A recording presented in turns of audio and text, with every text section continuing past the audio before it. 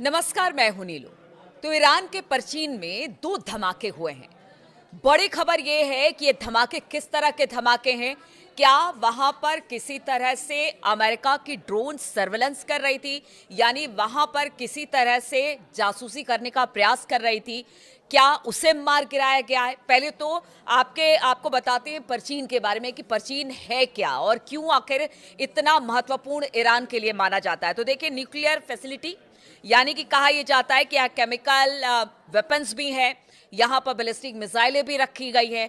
यहाँ तक कि वेस्ट ये भी कहता है कि हो सकता है कि यहाँ पर न्यूक्लियर टेस्टिंग भी अंडरग्राउंड तरीके से की जाती है। इसलिए बड़ा रहस्यमय है ईरान के लिए और वेस्ट के लिए भी कि यहाँ आखिर होता क्या है। लेकिन जब दो धमाके यहाँ पर हुए हैं, उसके बाद से बताया जा रहा है कि क्या ये युद्ध की पहली आहट है।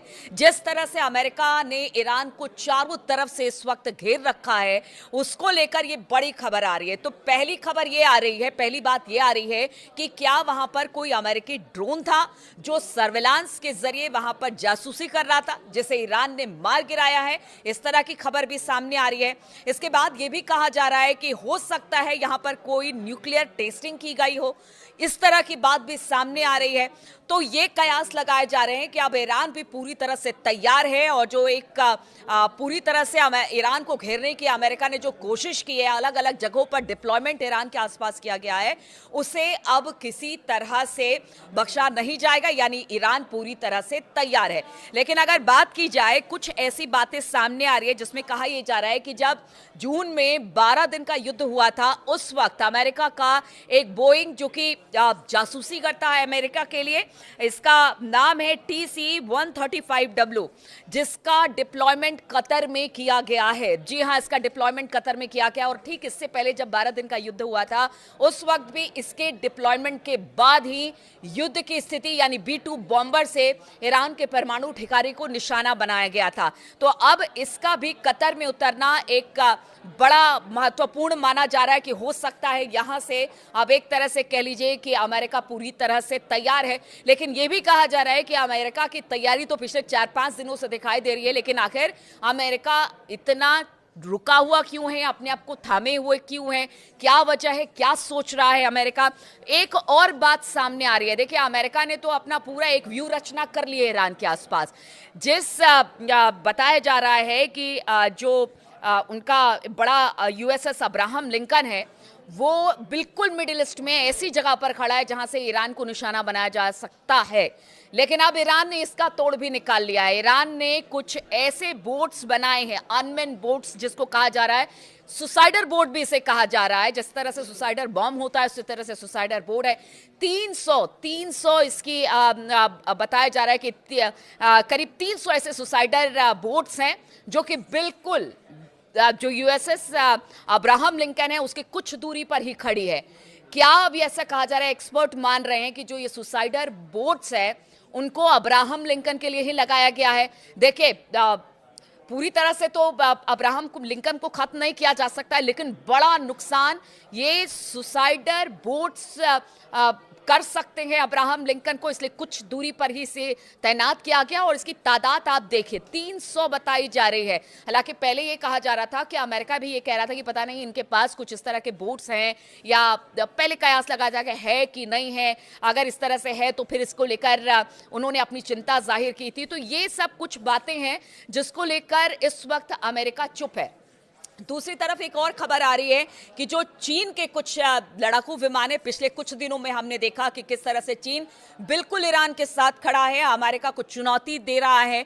और कहा यह जा रहा है कि जब उसके विमान ईरान के पीछे खड़े हैं तो ये वैसे विमान हैं जो कि अमेरिका के अंदर तक घुसकर वार कर सकते हैं। उनकी मिसाइलें हैं जो कि ईरान को प्रोवाइड की जा रही है। तो एक तो देखिए, आप अब्राहम लिंकन को निशाना बनाने के लिए वहां पर 300 बोट खड़े हैं जो कि अनमैन्ड है, उसमें कोई भी नहीं है। वो जाएगा, टकराएगा और उससे भारी नुकसान होगा अब्राहम लिंकन को। ऐसे 300 बोट हैं। दूसरा बताया जा रहा है कि जो 2 धमाके हुए हैं परचीन में, वो भी एक बड़ी बात है कि ये दो धमाके क्या वाकई जो अमेरिका के ड्रोन है उनको मार गिराया गया है।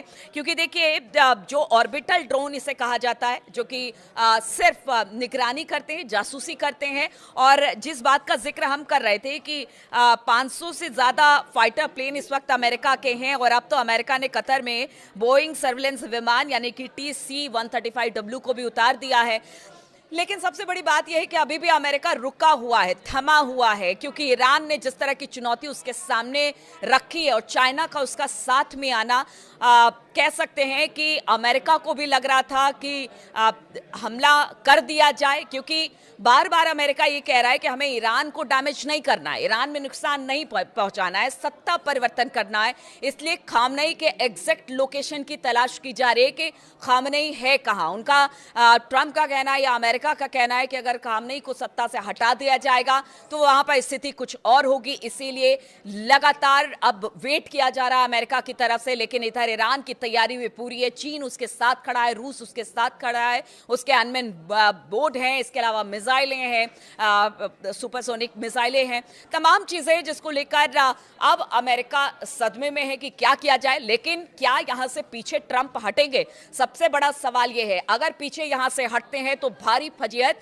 इस वक्त ट्रंप की हो सकती है, और एक तरह से कह लीजिए मध्य पूर्व में जो है वो खामनेई का वर्चस्व और बढ़ेगा अगर ट्रंप यहां से हटते हैं। और अगर ट्रंप ने हमला किया तो फिर इसके क्या परिणाम होंगे, इसको देखने के लिए पूरी दुनिया यही है कि किसी तरह से ये युद्ध ना हो, युद्ध की स्थिति ना बने। लेकिन अब ये आन बान शान की लड़ाई हो गई है, ट्रंप के लिए भी, खामनेई के लिए भी। और खामनेई का भी ये कहना है कि देखिए ईरान को कोई नुकसान नहीं पहुंचा सकता है। देखिए अभी मिड टर्म चुनाव भी है अमेरिका में, और ऐसे में ट्रंप की किस्मत दांव पर लगी हुई है। ट्रंप पहले ही बहुत वजीहत अपने ही घर में झेल चुके हैं, बाहर भी झेल चुके हैं। तमाम देशों से उनके जो ताल्लुकात है धीरे धीरे खराब होते चले जा रहे हैं। अभी कल ही हमने देखा किस तरह मैं से लेबनान के कोला एरिया में हूं और आप देख सकते हैं कितनी तबाही हुई है यहाँ। ऐसे में अमेरिका अगर यहां से पीछे हटता है तमाम दावपेच के बाद, तो फिर अमेरिका का होगा जो एक क्या होगा, वर्ल्ड पावर बनने का उनका जो एक सपना था, क्या वो धाराशायी ट्रंप के इस तरह के हरकतों से होगा? और अगर ट्रंप हमला करते हैं ईरान में तो फिर इसके क्या परिणाम होंगे, पूरी दुनिया इसे अब देखेगी। और पूरी दुनिया इंतजार करे कि आखिर इस तरह की जो स्थिति मिडिल ईस्ट में बनी हुई है उसके क्या परिणाम निकलकर सामने आते हैं।